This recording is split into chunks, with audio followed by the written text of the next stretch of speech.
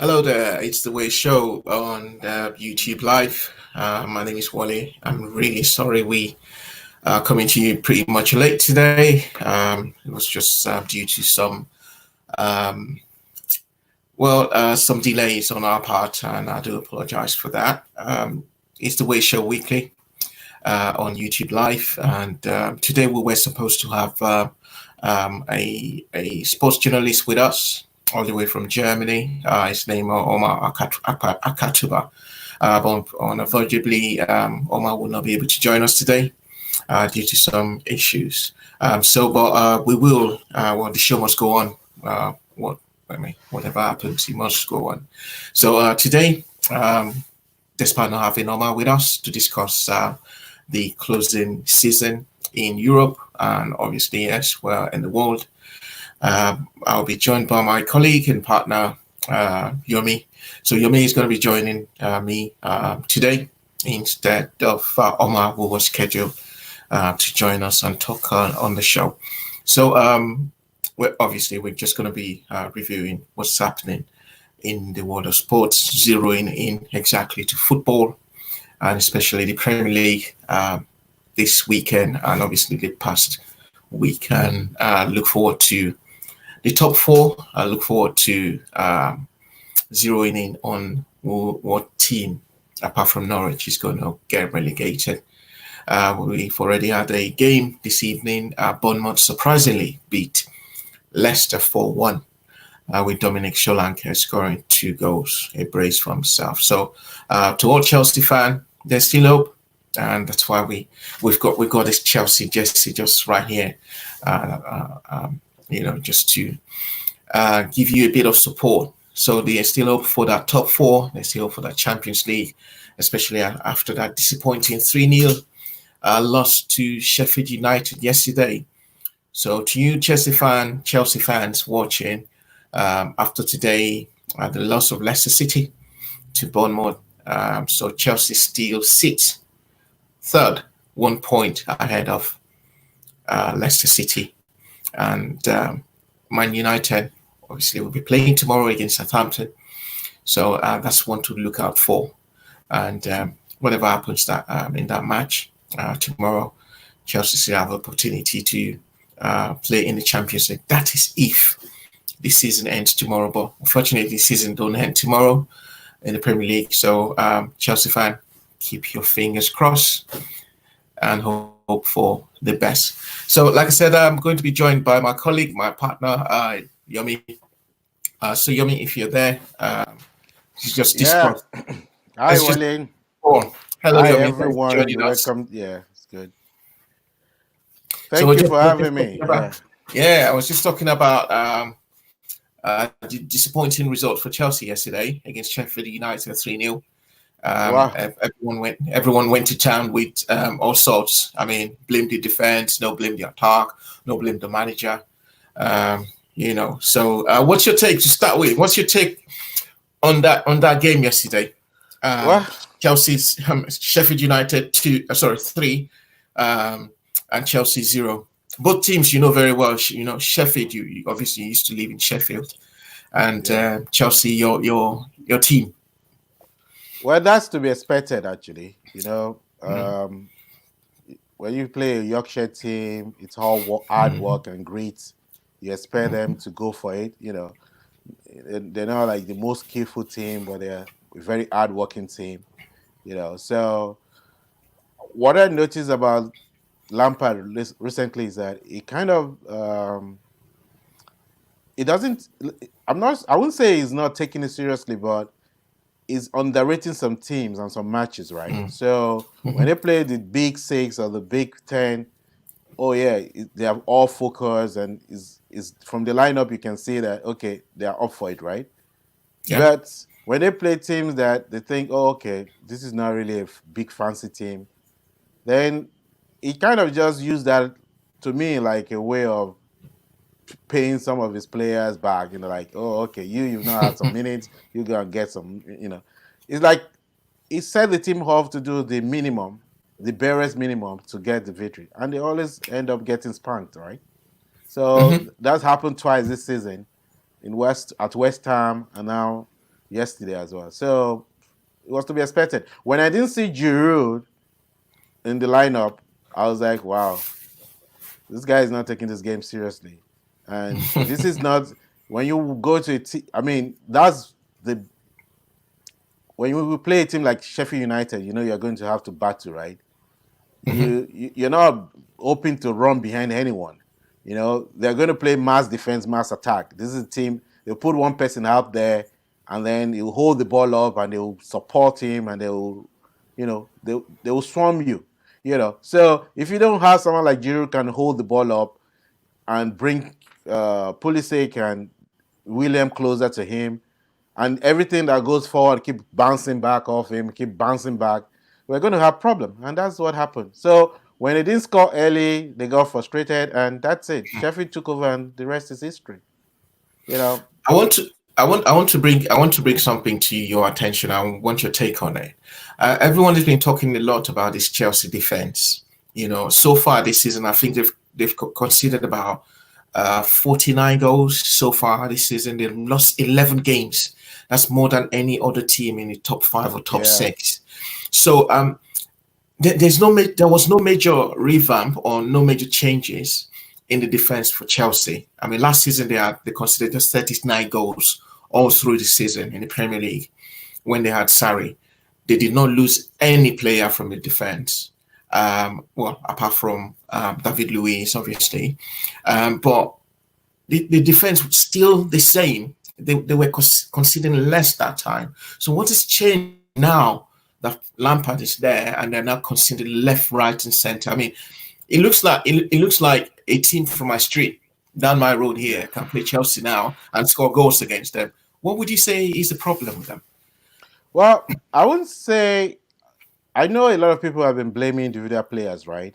But I don't think that's the problem. The personnel is not actually the problem. It's the setup of the defense. So last season, for instance, we're playing 3 at the back and we're playing 2 wingers. So we were able to dominate the ball in the midfield. And then we're playing Jorginho there, who can keep moving the ball. So you see, the opponent can't do much to you, right, when they don't have the ball. So when we control the ball for 20, 25 minutes in the first half, in and half of the game, you deny them 25 minutes of having possession of the ball, building up any rhythm, or even be able to plan anything.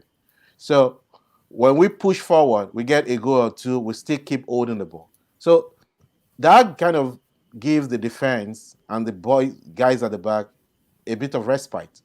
So they're able to relax, they're able to arrange, organize themselves, and all that.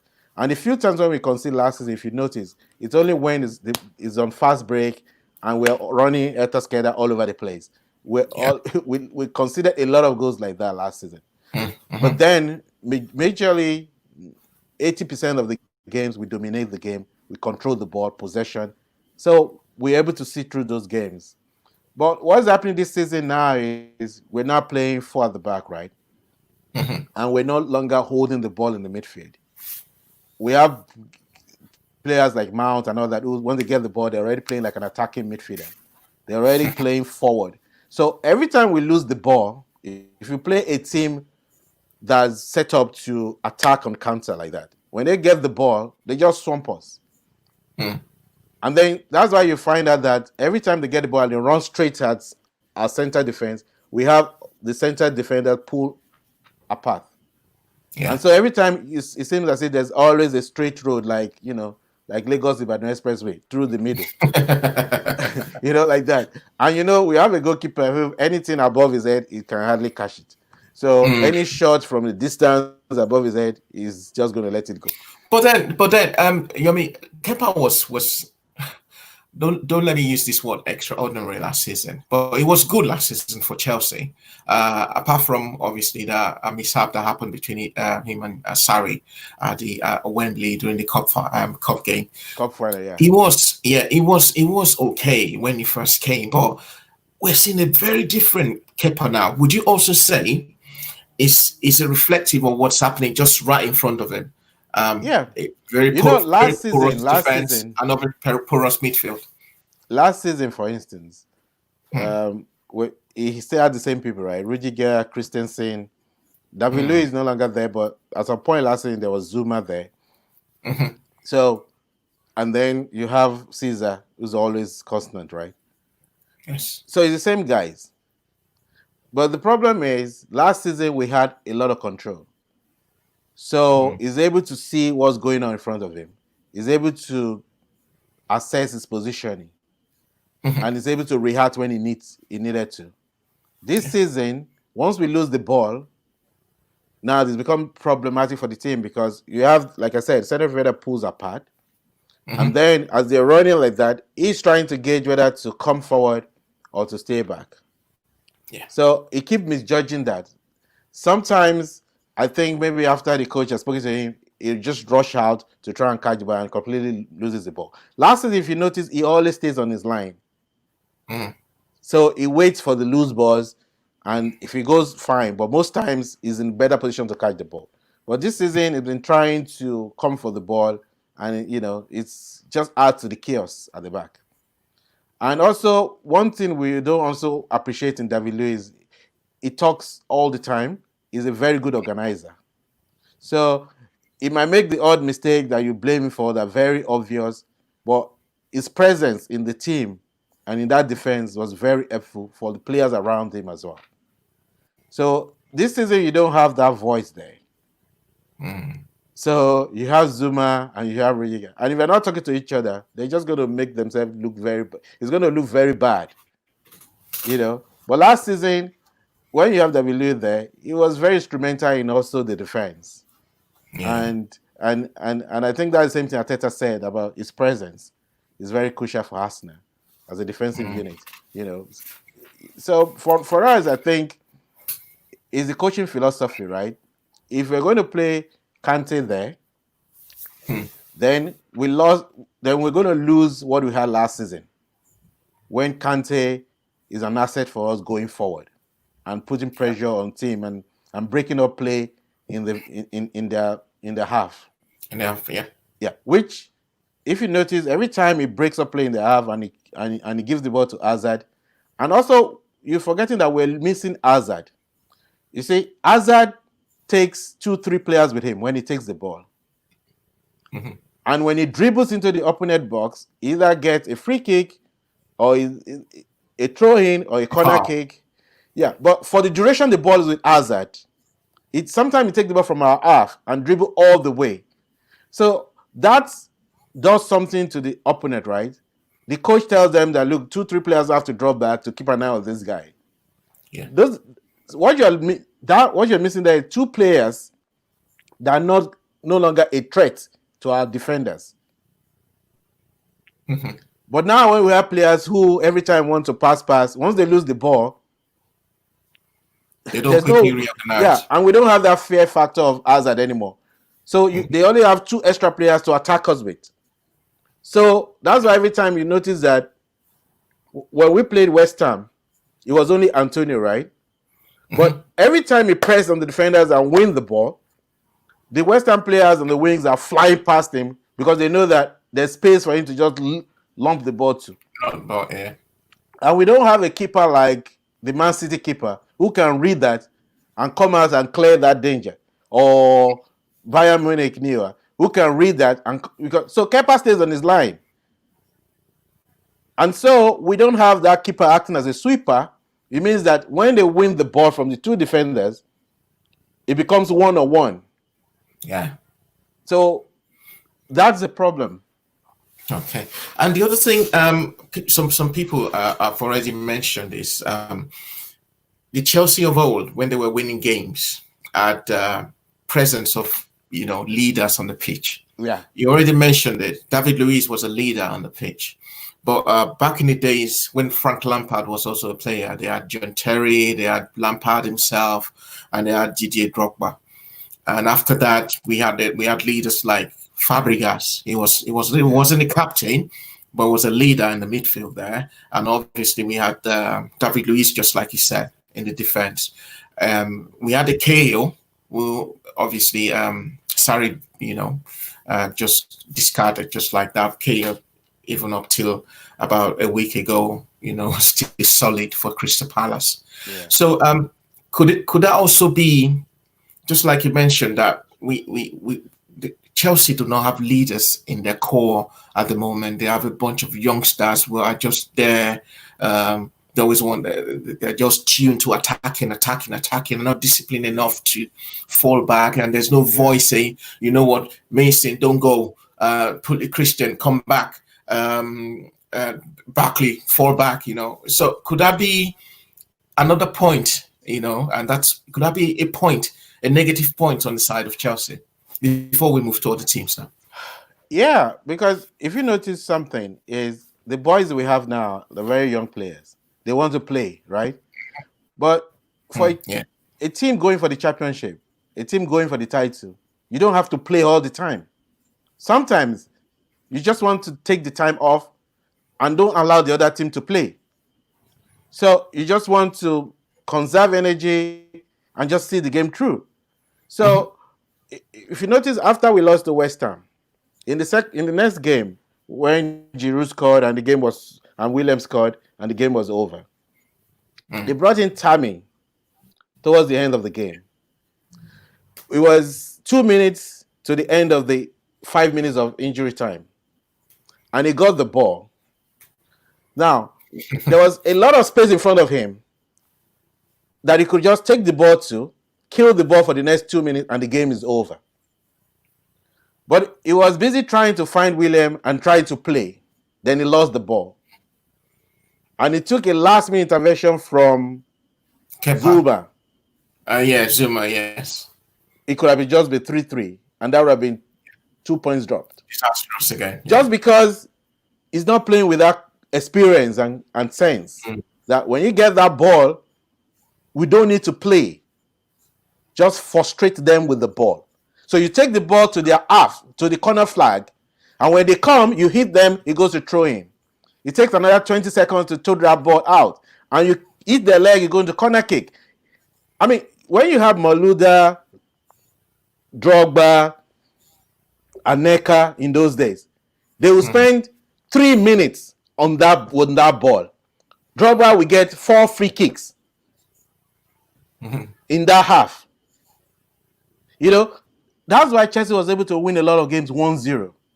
Because we have experienced players. That was not just because we have Terry and Ivanovic or K. No. That was not. Or Mikel. No. It was because we have players up front that can hold the ball, that understand. Drogba didn't score that many goals for Chelsea.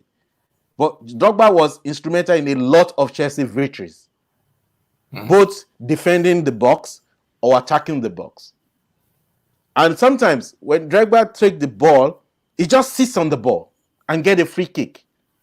He allows all the defenders to reshape, to come forward.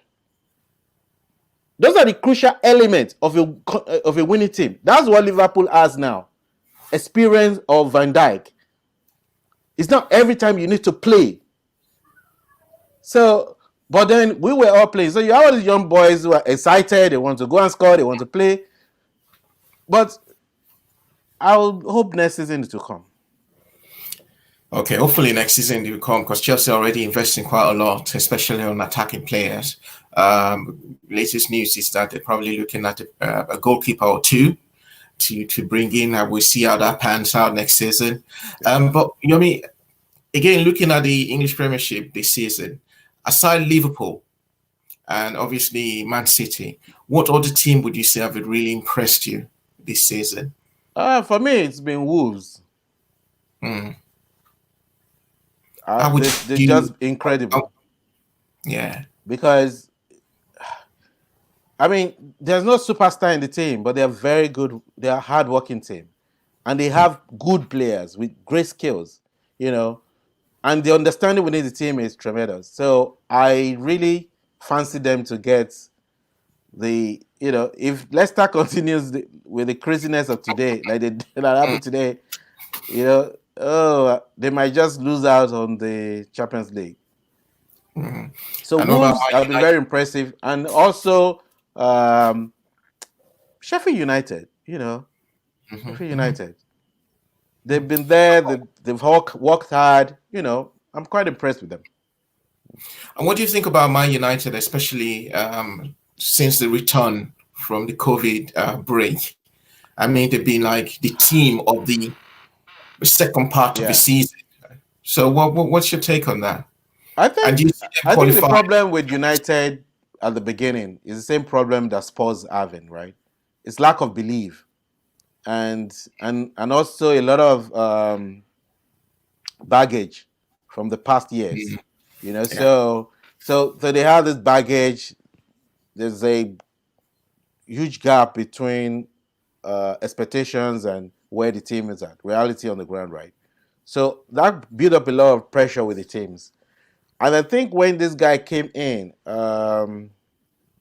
Fernandes, Okay. the Portuguese player, Bruno Fernandes, right?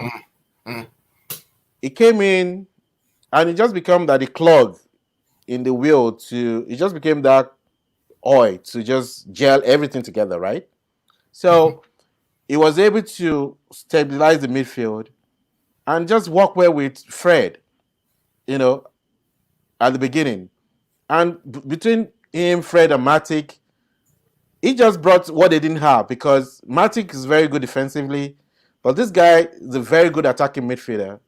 And he just slotted into that position and became the gel between the attack and defense that United have actually lacked. Because United have very good players, both at the back and in front, right? But there was no one kind of, the coordinator. coordinating the team.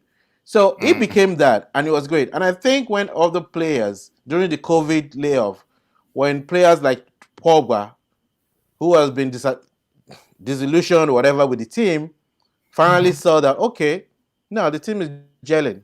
I can make it better. So it kind of like motivated or challenged him to come, back into the team and prove that I'm good. Yeah. And so when Pogba came back and two of them became, it just transformed a United team completely. Right now, their form is much better than Liverpool's. So, Yes. so you can imagine if United had been like this since the beginning of the season.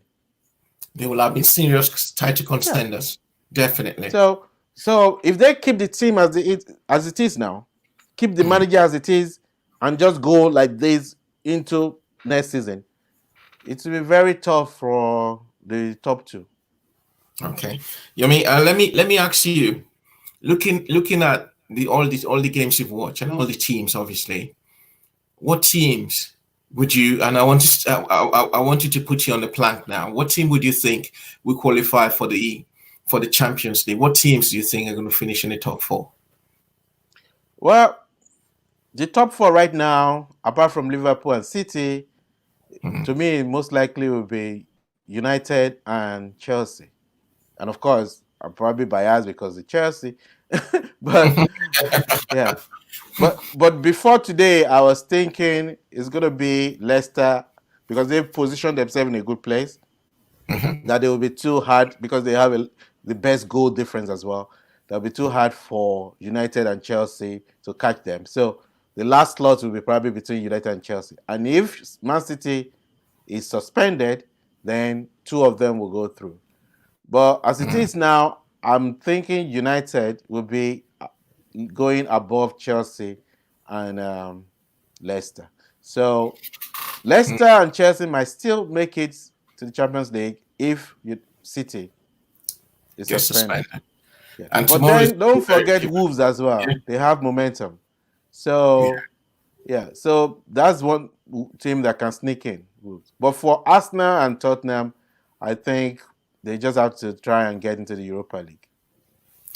So tomorrow is going to be very, very pivotal to football in England, because tomorrow, CAS obviously will be making a decision on Man City, and Man United again will be playing Southampton. So the result of that will be will give us a kind of like a shape and an idea of how this top four is going to pan out. So for Chelsea fan, all the Chelsea fans out there, right here.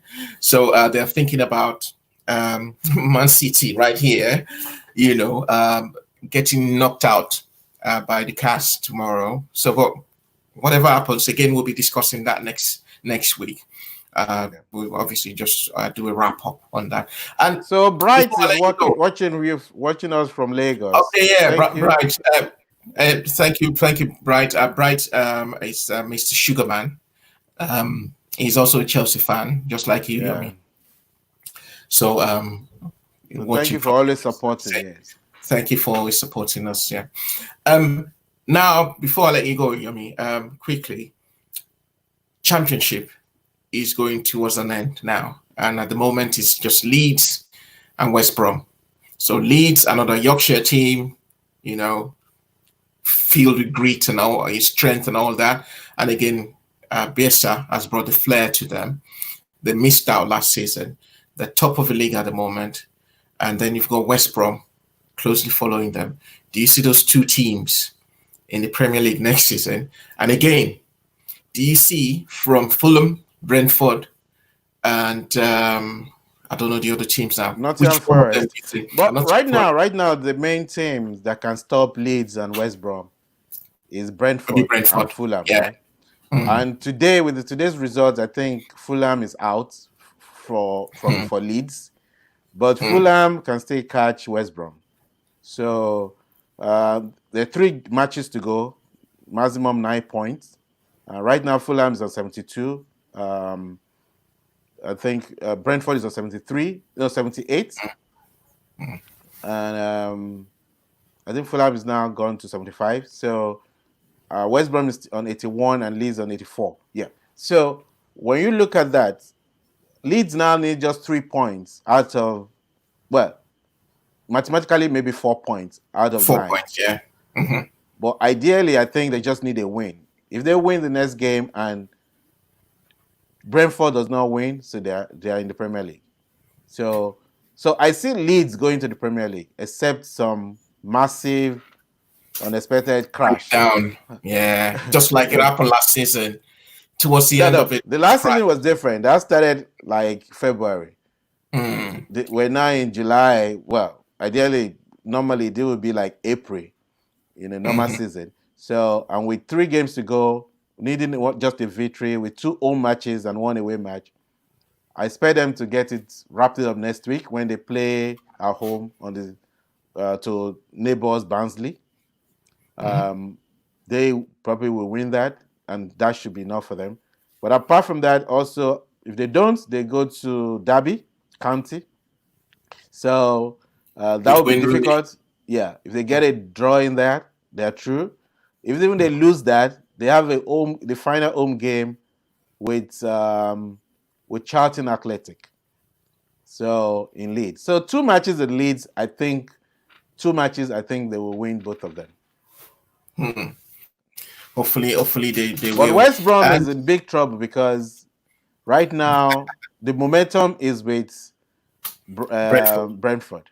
And Brentford is just unrelenting, So yeah, I'm sure the guys in West Brom, they're not sleeping very well tonight.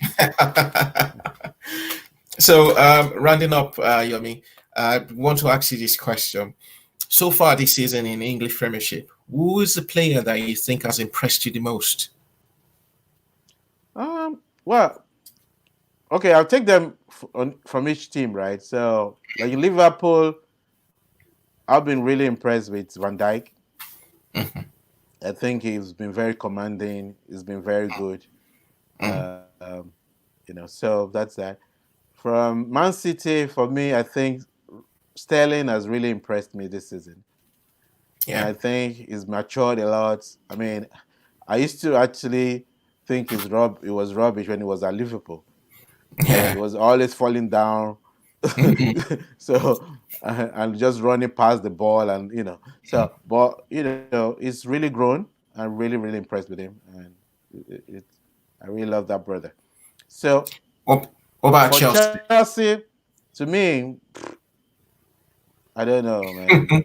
At the beginning of the season, I would say Mount was doing well, but right now, but I think since we came back from the lockdown, Lockdown. actually, I Yeah. think Pulisic Mm, has actually been very impressive.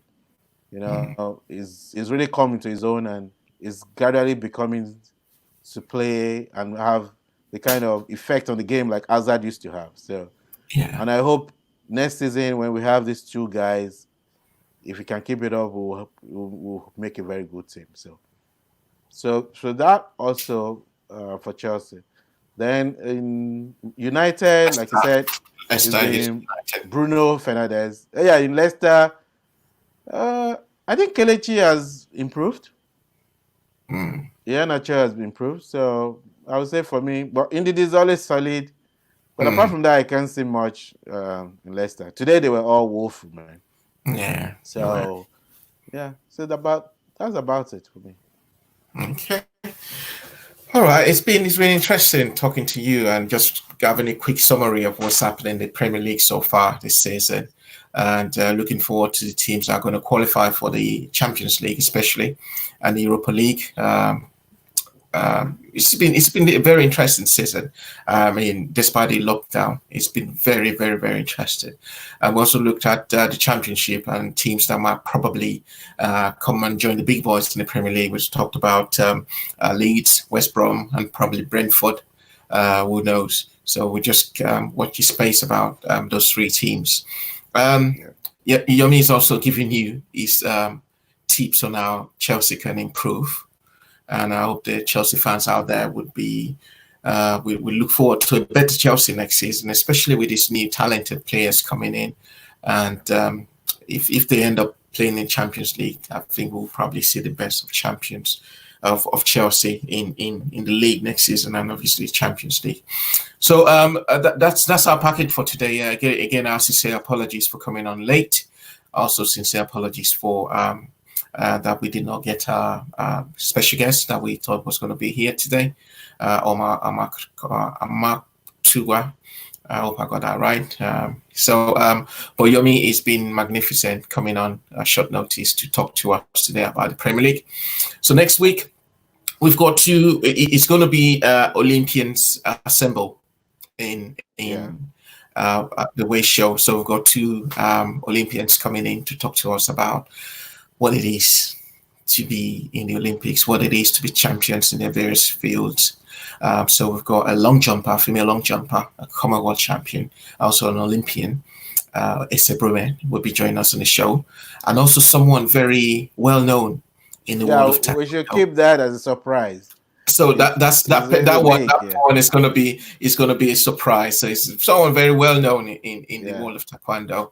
Next So week that's is the just show to watch actually. Next that's week will it be is the show to watch. So I just let the cat out of the bag a little bit there. So just but please keep a date with us next week, and these guys are going to be here talking to us about the various fields, especially what makes them champions, what makes them tick. And if you're out there looking and watching this show, and you're thinking, "Oh my God, I obviously would like to be an African champion. I want to be a Commonwealth champion. I want to be an Olympian." Stay glued to the show on next week Sunday. So and these guys will be able to share the Yeah. secrets And for join you. us next So week. Send your questions. You can send it early, yeah, you know, send on our questions to YouTube. You us. can send it to us Yeah, on YouTube, send it by or email, or email even send or it to send it Instagram. to us on DM, yeah, on Instagram as It's well. Instagram.